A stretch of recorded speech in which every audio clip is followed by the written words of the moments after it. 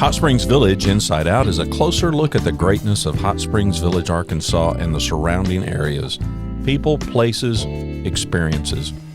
Hot Springs Village, Arkansas is one of the most beautiful places on the earth. Join me, Randy Cantrell, and my co-host Dennis Simpson as we engage in weekly conversations to explore Hot Springs Village Inside Out. Today's show is brought to you by Central Arkansas's favorite radio station, KVRE. Find them on the dial at 92.9 FM. Stream them live at kvre.com. Here with Mr. John Chapman today, who's known at the radio station as Chappy. Is that fair enough, John? That is. Alice always refers to me as Chappy. At KVRE. Listen, and I always say, as Tracy likes to say, streaming live. It ain't streaming dead. It's streaming live at 92.9 KVRE. Our media partners who we could not be any happier to work with. They are delightful people. Aren't they a great bunch of folks, John? Absolutely. It's been fun working there. When I moved to Hot Springs Village in 2006, I realized very quickly that I was too young to retire from a financial standpoint. And I had always wanted to work in radio. I worked in television, cable TV for a long time, and I was in sales for a while. But I studied radio, TV broadcasting in college, but I never worked at a radio station. So I get to the village and I walk into KVRE in August or September of 2006. And it turns out that they were looking for a morning show host. The very talented Little Rock DJ who had retired and moved to the village and was doing the morning show had had a stroke. And he was an older fellow, obviously. He had actually had a stroke in probably May of 2006. And they were looking for somebody to take over the morning show duties. The production manager, Scotty Mack, was actually doing the show and also running his evening DJ jobs. So he was anxious to find somebody to take that morning slot. So they had me come in and work with Scotty a couple of mornings, learn the board and learn the format. And I guess they liked what they heard. And maybe only because I was the only person who applied, they gave me the job. I don't know about you, buddy, but a lot of great things in my life have happened by default. Yeah. I was the only one standing there. It's actually serendipitous. And we moved to Hot Springs Village from Portland, Oregon. And all of our friends in Oregon, when we said we were moving to Arkansas, they said, Arkansas, and like it was, a third world country. And it's been a great experience, Hot Springs Village especially. But as we traveled around the state, my goodness, there's so many beautiful things to see in Arkansas. And it really does remind me a lot of Oregon because of the natural part of the natural state. A lot of open space in Oregon as well, mountains and what have you. So there's a lot of similarities there. And folks here like to do their outdoors, much like folks in Oregon do. So it's not all that different. Just the accent. You have given me so many starting points. I don't even know where to hop on the wagon. I'll tell you what, let's start with the 40s at 4, the show you're currently doing on KVRE. Now, if I'm not mistaken, I think Alice said this week, and this is Alice at KVRE at the radio station, Alice Nichols Bates, who I think she said you were filling in for Tracy, the regular morning guy now. Right. Well, we're recording this on Monday, March 21st. I don't know when it's going to air, but I'm filling in for Tracy on this Monday and on Tuesday as well, the 22nd. He comes back on the 23rd. So basically, I did the morning show for 7 years and retired, so to speak, from again. Yeah, from the full-time duties. And I said, look, I still like doing this. I'd like to be a substitute for when Tracy takes a break. And Tracy does. He likes to spend spring break with his family. He likes to go hunting in the fall and maybe a summer vacation. So there are plenty of opportunities for me to get on the air and do my old job, and it's fun to do. I do enjoy it. I got to ask, and I've seen Tracy a lot of times, and I work with the radio station, do a lot of the IT tech support and fill in sometimes too. I don't know. I've done well. Last time you and I were on radio together, about a year ago, I did the remote for you. I was the DJ back in the home office, and you were the remote out at one of the shows. And Right. I remember thinking, this is okay, and I like this. This is fun. I don't know that I could be there at 5:55 every Monday through Friday morning and do that till 10 a.m. every morning. I don't know that I could find 4 hours of something to talk about, if you know what I mean. Was that a challenge or? Well, and the good thing about the morning show is that the less you talk, the better off we are. Simply because we're there to play music, and the station has a terrific collection of CDs and even old LPs. And so our main function is to provide music. What I liked about the format, what really appealed to me, was that there was a mixture of pop music from the 50s, 60s, 70s, 80s, and country. So we could play a little bit of rock and roll, 50s and 60s, oldies music. And that's still the format of the national radio service that we have that plays over the air when we're not doing a live program, very similar to their format. And it appeals to the people who appreciate a good country song as much as they appreciate a good pop song. And that's it. The variety is what has made it so much fun to do. I have said repeatedly, and I'm going to bang their drum again for KVRE, you will hear music, and I encourage your listeners, our listeners and watchers, go to KVRE, listen to the morning news, listen to the events you'll hear nowhere else in the village, nowhere else typically on earth, because nobody else is focused on the village like KVRE is. But you'll hear one of the widest varieties of music, and that's what the popular world is these days. Nobody listens to just one genre. Everybody's got 5 or 6 or 8 buttons programmed on their radio, so they can hop around to a lot of different places. But KVRE plays nearly all that. Well, that's very true, and something that we have found in the surveys that come out that we actually subscribe to. We turn out to be the #1 radio station in Central Arkansas. Well, at least in the Hot Springs and Benton area. By the actual surveys. And in certain day parts, the morning show is extremely popular. And there are other parts of the day that are popular as well. And I think that's the very reason is the variety, not only on our live programming, but also from the network. So we're glad to have that partner. And that provides us with programming 24/7, 365, in addition to the live programming. And a lot of online streaming listeners too. Absolutely. Since we've gone to kvre.com, streaming live, as Tracy likes to say, it definitely has broadened our audience slowly but surely. Mm-hmm. People find out about it. How people find out about a small family-owned radio station in Hot Springs Village, Arkansas, if you live in Montana, I don't know how that happens. But we're glad that it does. We love Jack. He's in what part of California? He's in Fontana or someplace like that. He's one of our favorite listeners too. That all to say, let's come back around. Tell me the genesis of the 40s at 4. How do we get there, friend?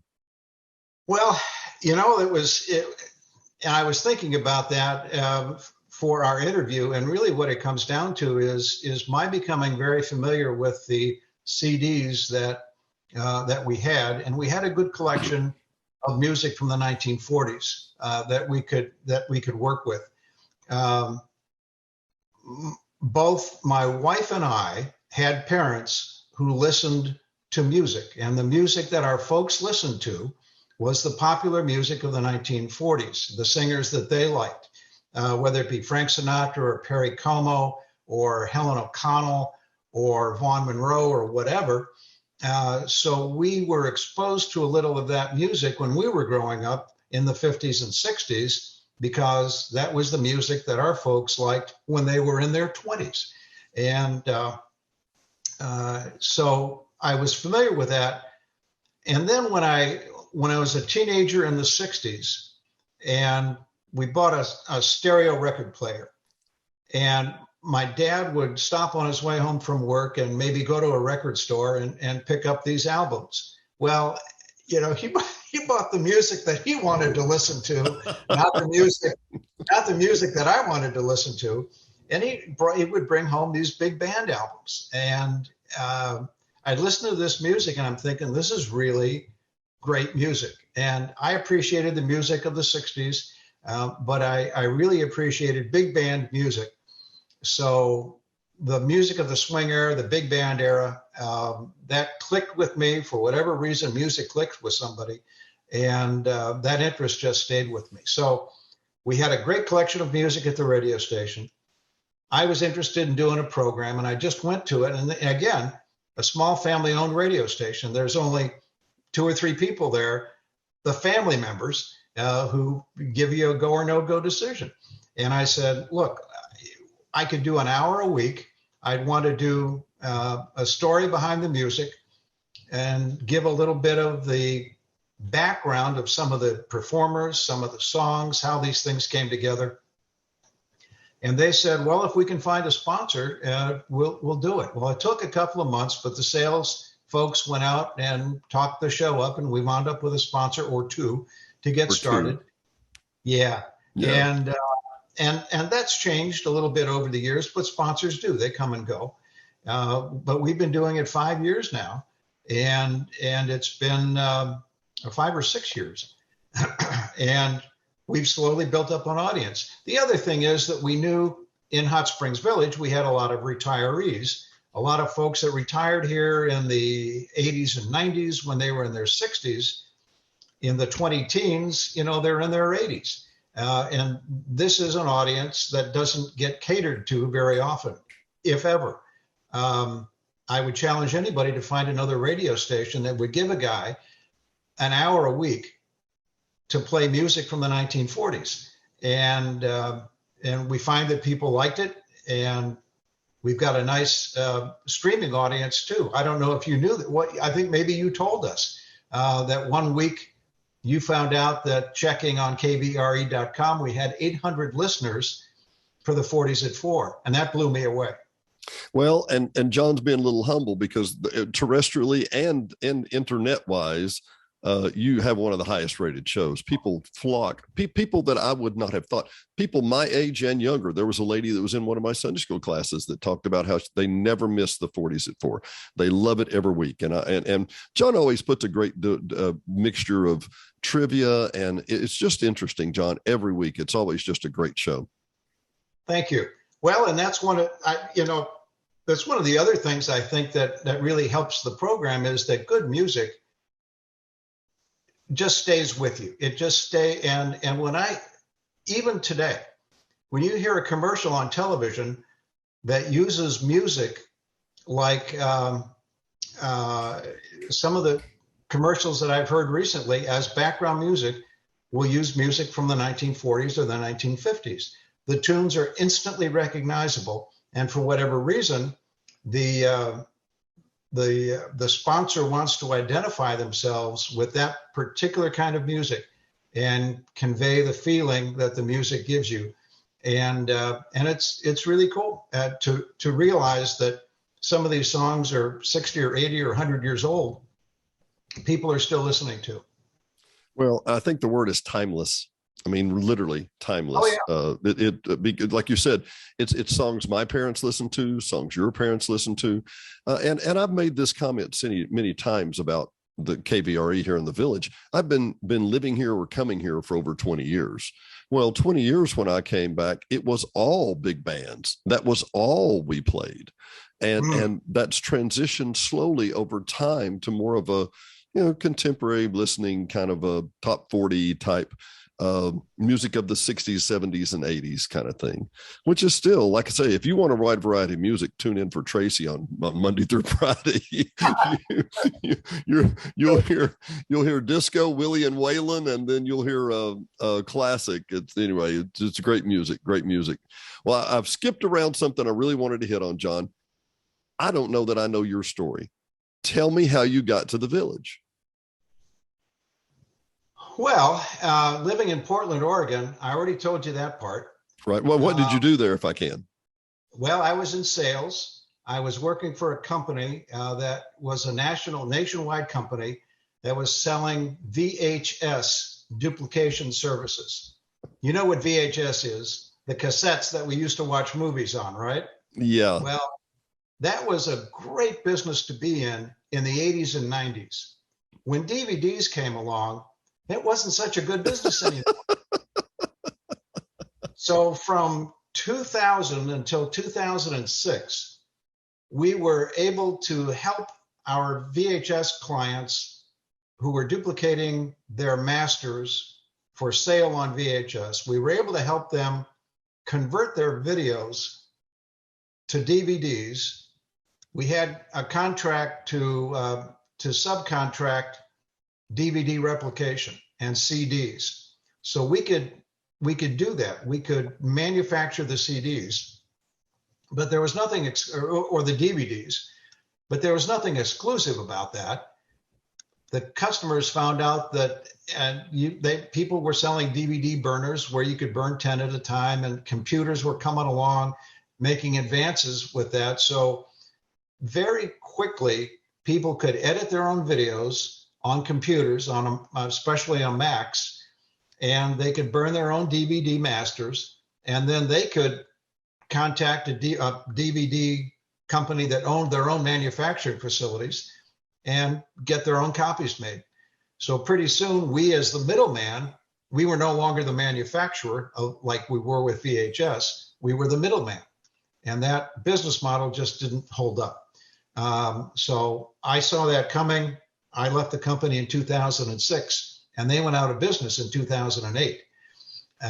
So looking for places to retire in Oregon where we could get into an over 55 community, smaller homes, less expensive homes, whatever, not available.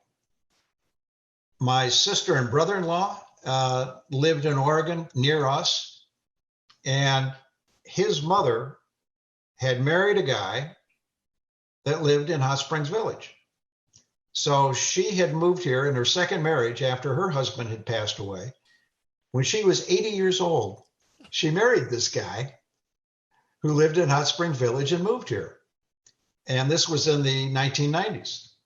So we were, let me back up and say that when my sister and brother-in-law retired from education in Oregon, they moved to Hot Springs Village, and they said, you guys really ought to come here, meaning me and my wife, because it's really great. So we came down and visited. This was in 2006. I was thinking about leaving anyway. We found a house. We put a down payment down. We went back to Oregon, had a bunch of garage sales, sold our home, threw everything into a U-Haul trailer and moved on down. So that's how we got to Hot Springs Village.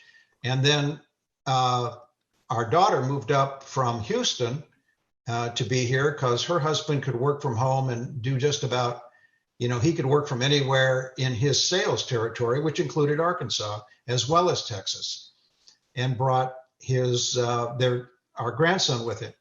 So for a while, we had 4 generations living in Hot Springs Village.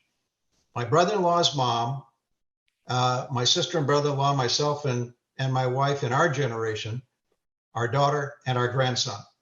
So that was great. What a wonderful story. What a wonderful story. Well, everybody's got a story, but, things happen for a reason. And we were very fortunate that things happened the way I did. But it was purely, based on a number of decisions that other people made that, then ultimately we wound up here, and then we made the decision to come here too. And we've never looked back. It's been great. Let me stab in the dark here because I think I know this answer, but I don't. So I'm going to ask. So many people that come to the village and they have such a preconception. Well, so you just come there and play golf all day, right? Do you even play golf, John? I have played golf. I'm not athletic enough, or did I enjoy the game well enough to continue it? I dragged golf clubs around with me, and I moved them here. They were a set of clubs that I bought in the 1970s, so they were almost antiques. And but you know, the beauty of the golf courses in Hot Springs Village, even though I don't use them, and I know that our dues help subsidize them, I like having them around because they're nice to look at. Not only that, but I'm a bike rider, bicycles, and when a golf course closes, I can ride my bike on the cart path. So that's what I do. So that's your enjoyment and your entertainment. I get it. I get it. I figure as long as I'm subsidizing the golf courses, I may as well get some use out of it. I think the part of that cart path is yours. I'm pretty sure. Yeah, that and the bumps from the tree roots that come up, like on Coronado, for example. Was out there the other day when it was closed for aeration, and some of those cart paths do need to be repaired. Some of them will send you flying on your bicycle, won't they? Yeah, absolutely. Well, John, I tell you what, it has been a delight. I've always wanted to ask you some questions and kind of dig under the hood. Would you do me a favor? Would you consider coming back with us sometime? Oh, absolutely. There's a lot of things that we didn't get into today that I'd like to. Some of the trivia that I've picked up. Can I share one short story with you? Please, John, please. Very fascinating to me how things happen. You talk about accidents. Back in the mid 1930s, nationwide broadcasting, radio broadcasting was really just getting underway. And the Benny Goodman Orchestra arranged some songs that were jazz tunes that they put into a format of basically 3 minutes long so that they could sell them on the records that were limited at the time to 3 minutes. And the arrangements they had became known as swing music, derived from jazz, but it was unfamiliar to audiences at that time. Well, there was a radio program, I don't know what it was, on one of the New York radio stations that had live bands play from different venues, starting at 9 o'clock at night and ending at midnight, and actually ending at 1 o'clock in the morning Eastern time. Well, Benny Goodman managed to get his orchestra on a national radio program at midnight Eastern time. Well, the East Coast audience was in bed by that time. Hardly anybody heard that music. But midnight in New York was 9 o'clock in the evening in California. And the people who were listening to his radio broadcast in 1934 or 1935 heard the swing music for the first time in prime time.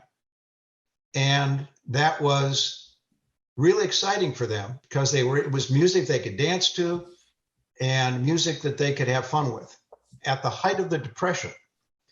So when Benny Goodman, and people didn't know about it at that time, he went on tour. And when he got to California, his concerts started selling out because all the young people, all the people in their teens and 20s who had heard his national radio broadcast a few months before were now coming to see him in person.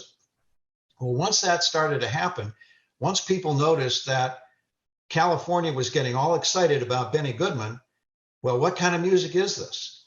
And that's how the swing era started. And who was playing with the Benny Goodman Orchestra at the time? Glenn Miller was on trombone. Harry James was on trumpet. And Gene Krupa was on drums. And they were some of the biggest names in music at the time. And they all went on to form their own orchestras after that because there was room. The demand was so great, there was room for a lot of swing music. And that's basically how the swing era started.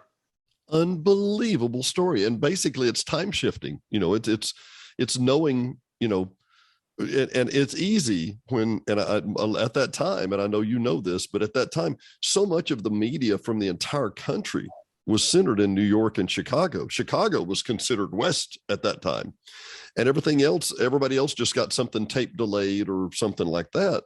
And wow, what a great idea. What a great idea. I had no idea, John. Well, and that's the other thing, that audio tape didn't exist then. So if there was recording, they had cylinder recording. So Right. there were ways, and of course they could make records. They could press a record, but there was no long form. You couldn't record a 2-hour program, for example. Now they would have to continually change cylinders or something like that. So it was pretty rudimentary. Yeah.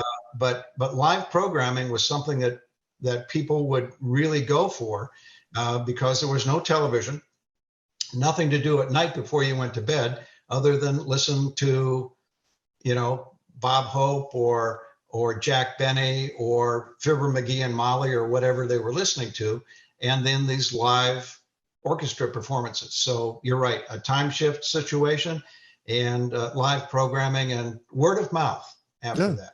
Well, and let's throw one other in here. You know who else they were listening to? They were listening to Lum and Abner from Pencil Gap, Arkansas. That's right.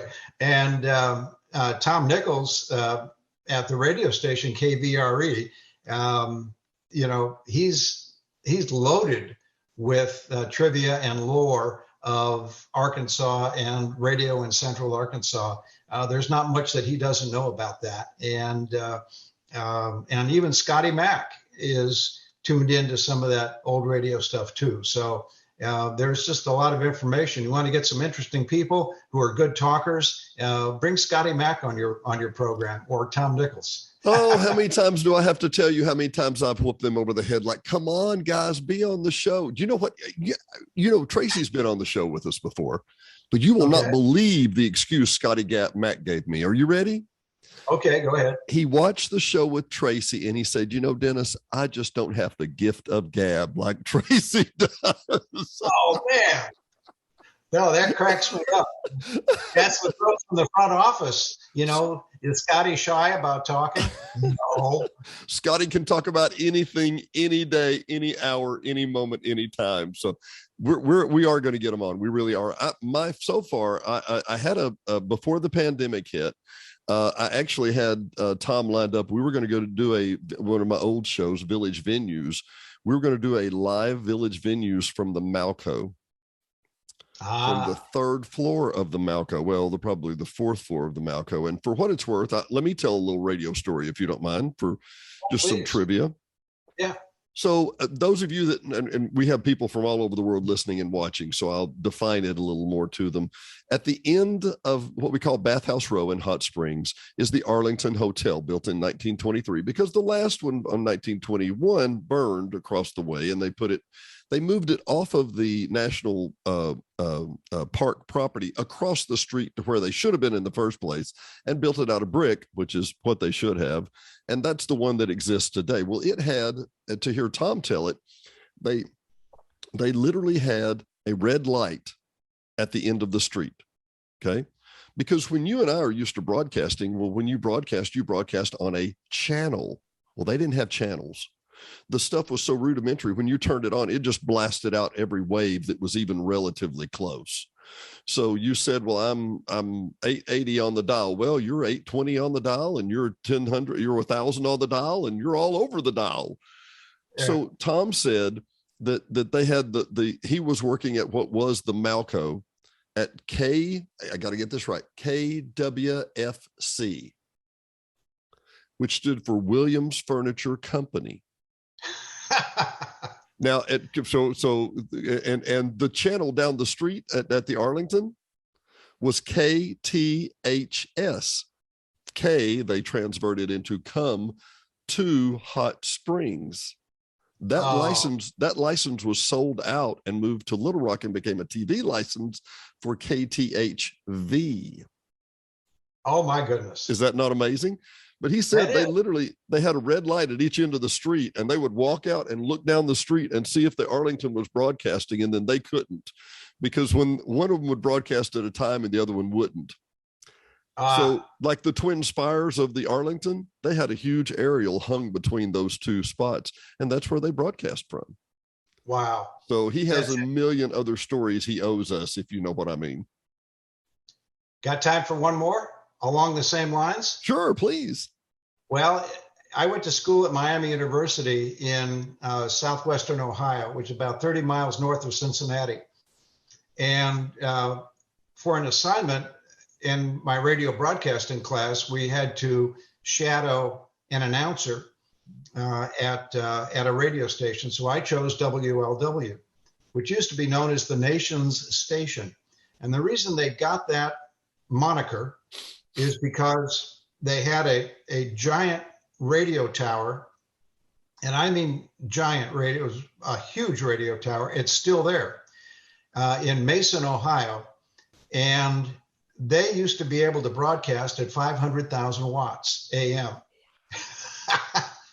And for those of you, let me interject. For those of you who don't know, 50,000 watts used to be that's the maximum by anybody. But 500,000 watts was the kind of stuff the border blasters pulled down at Del Rio, Texas. So to broadcast 500,000 watts in Ohio, please continue. Yeah, so this was in the late 1920s and the early 1930s. And at nighttime, the AM signal would carry all over the country and into Canada and everything. That's why they called it the nation's station, because they broadcast at such a high power. And on a frequency, I forget it. I think it was 700 was their frequency, and they competing radio stations were really upset with them because at night they would be blown off the air. I mean, the only thing you could listen to was WLW. So WLW actually built a 3-story conning tower structure and mounted machine gun security guards on this platform so that nobody would come and sabotage their tower, apparently, or try to put their station off the air. This is a true story. Apparently in the late 20s or early 30s, guys would run around and sabotage something if they didn't, if it was something that was causing them problems. So when the FCC was created in 1933 or 1944, the Federal Communications Commission, they put the limit on power, and I think it's 50 or 100,000 watts. Maybe it's 50,000 watts now. I think it is 50,000, clear channel. So there are broadcasters who are authorized around the country. There's not many of them that are considered to be clear channel broadcasters. And those people have an obligation to be on the air in case of a national emergency so that people can still listen to AM radio and get information in case of an emergency. And only those stations are allowed to broadcast at 50,000 watts. One of my friends is Dale Seidenschwartz, who's actually Clyde Clifford, that was at Magic 105 and KAAY 1090 for a long time. And I was watching a special. He's a buddy of mine, and I was watching a special by Billy Gibbons, with ZZ Top, the guy with the long beard, great guitar player. And he actually went to Cuba, and there was a rock and roll club in Cuba. And they asked him, how did you hear all these rock and roll songs? And they said, Beaker Street in Little Rock, Arkansas, 1090. Because the signal from Little Rock, Arkansas on a clear channel, and clear channel, by that we mean people, there's no other competing channels on that frequency, but right. 50,000 watts at night from Little Rock, Arkansas goes well into Cuba. And Tom had another great comment. I'll just add one more. He said the 500,000 watt stations that you were talking about, he said he had friends that lived nearby and they had fluorescent lights, and the fluorescent lights would never go off. They were just on all night long. So it cut down on your cost of power. You didn't have to pay to turn your light switches on because your bulbs would just fluoresce all night long anyway. Interesting. And you wonder if that kind of power is running the fluorescent bulbs. That's also hitting your body too. So yeah, not a good thing. Not a good probably thing. Not a probably good not. thing. John Chapman from the 40s at 4 on KVRE. It has been an absolute delight. Thank you for hosting with us today, and we will talk to you again soon, okay? Well, Dennis, I have a lot of great stories behind the music that I'd like to share with you that I picked up, a lot of interesting things about some of the performers and some of the music, and I look forward to coming on and sharing that with your audience. We're going to have you back, I promise. Thanks, John. Thank you. For Hot Springs Village Inside Out, I'm Dennis Simpson. He's John Chapman. We'll be back. Thanks for listening to another episode of Hot Springs Village Inside Out, a podcast where Hot Springs Village, Arkansas is the star. Please subscribe to the podcast. You can do that by visiting our website, hsvinsideout.com, and tell a friend.